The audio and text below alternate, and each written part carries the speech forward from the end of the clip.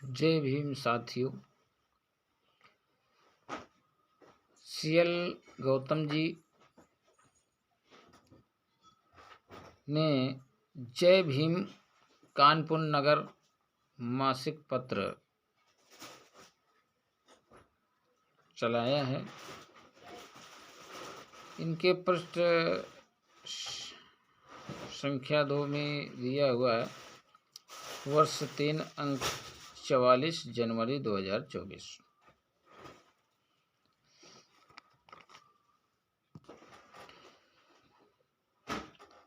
शिक्षित बनो, संगठित बनो, शिक्षित बनो, संगठित कीजिए, करी संघर्ष प्रतिष्ठा लीजिए।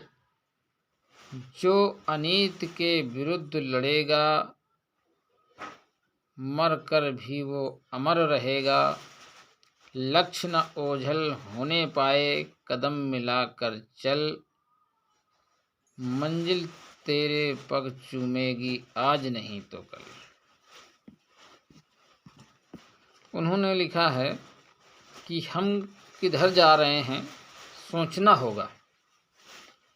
हाल में देश में 5 राज्यों के चुनाव संपन्न हुए। लगभग 41% वोट उस दल को मिले जिसकी 3 राज्यों में सरकार बनी, जबकि 59% वोट विपक्ष में पड़े। जबकि सत्ता पक्ष के कई मंत्री व सांसद चुनाव लड़ रहे थे। केंद्र सरकार से लेकर मध्य प्रदेश में तो सरकार थी, पूरा सत्ता व संगठन था, तो दूसरी ओर बिखरा विपक्ष था। विपक्ष के अगवाकार ही एक दूसरे पटन की देने में मस्त थे।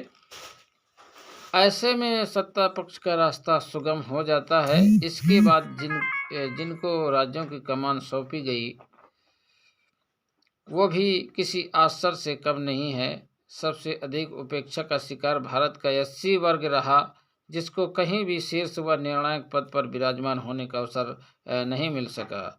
इसके साथ ही संसद का शीतकालीन सत्र चल रहा है। पहले तो हंगामा संसद की सुरक्षा को लेकर मचा, उससे भी संसद में प्रवेश कर असुरक्षा पैदा करने वालों को पास उपलब्ध कराने सत्ता पक्ष के सांसद महोदय को सिफारिश थी, जिन्होंने संसद की सुरक्षा में सेंध लगाई थी। किसी न किसी बात को लेकर संसद में 141 सांसदों को सत्र से बाहर का रास्ता दिखा दिया गया और कई विधेयक बिना विपक्ष की मौजूदगी व चर्चा के ही पास करा लिए गए, जो स्वयं अपने आप में संसदीय लोकतंत्र की गरिमा के लिए प्रश्न चिन्ह खड़ा करता है।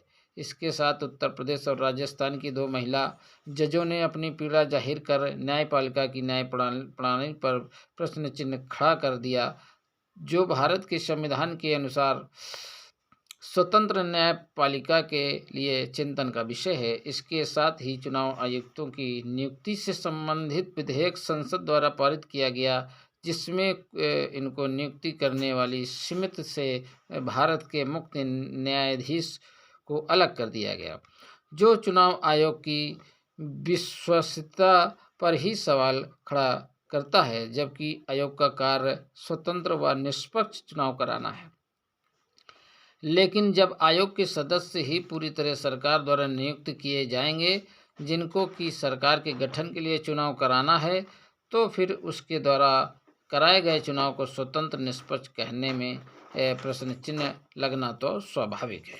इसके साथ ही हिंदू राष्ट्र का नारा जोर शोर से बुलंद किया जा रहा है, जबकि संविधान के अनुसार भारत को धर्मनिरपेक्ष राज्य का दर्जा दिया गया है। पूर्व में भी हम धर्म के आधार पर भारत के विभाजन की त्रासदी का सामना कर चुके हैं, लेकिन फिर भी उसी रास्ते पर बढ़ने का प्रयास कर रहे हैं, जो कि देश की एकता व अखंडता के लिए प्रश्न चिन्ह खड़ा करता है। क्योंकि भारत में विभिन्न धर्मों, पंथों, मजहबों को लोग रह रहे हैं और सभी भारत के नागरिक हैं। इसी प्रकार हिंदू समाज के अंदर ही प्रश्न खड़ा हो जाता है कि जब एक ही धर्म के अनुयायी हैं तो एक दूसरे के विरोध में क्यों खड़े हो जाते हैं। जैसे कई वर्ष पूर्व कानपुर के मंगटा गांव में कथा को लेकर टकराव हुआ था, इसी प्रकार का टकराव घाटमपुर के पहेवा गांव में हाल में ही हुआ। इसी प्रकार की अन्य घटनाएं हैं, जैसे राजस्थान में घड़े से पानी पीने को लेकर घटना घटी। इसी प्रकार की कई घटनाएं शादी के अवसर पर विभिन्न परंपराओं को लेकर घट चुकी हैं।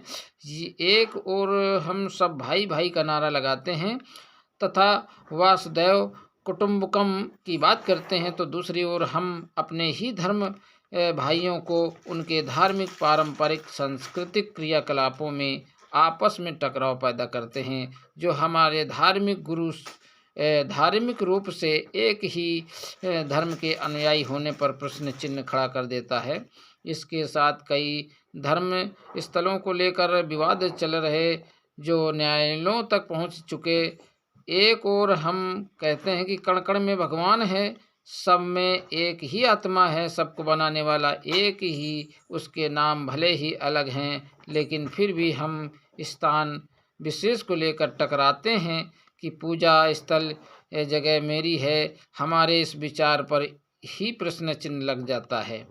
हम सब एक ही परम पिता की संतान है। इस प्रकार हमें विभिन्न टकराव, मत भिन्नता कम से कम करके एक दूसरे के साथ करुणा, मैत्री, भाईचारा एवं एक दूसरे के सुख दुख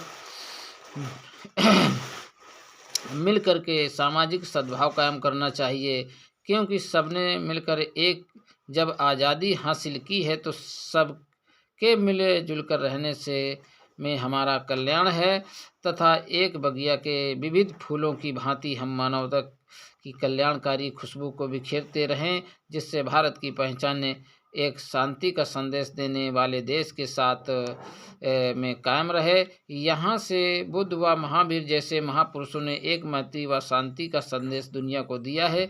इसी में संपूर्ण मानवता का हित है। ये वर्ण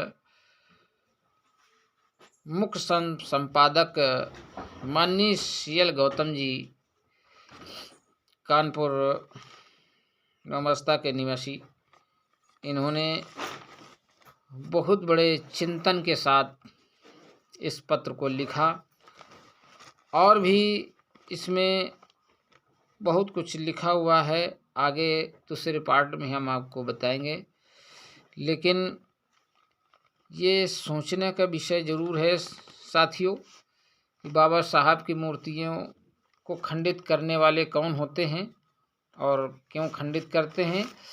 और जब एक ही समुदाय से पहले बांधते हैं, फिर हमारे एक विशेष समुदाय को अलग कर देते हैं, अलग नज़रिए से देखते हैं, उससे घृणा करते हैं, उससे उसके विकास और विवेक को जो है अलग नज़रिए से देखते हैं, तो हम एक साथ कैसे हो सकते हैं। ये बहुत ही सोचने का विषय है। इसलिए सभी साथियों से निवेदन है कि एकजुट रहें और मानवतावादी सिद्धांत को अपना कर चलें। जय भीम, जय भारत, जय संविधान।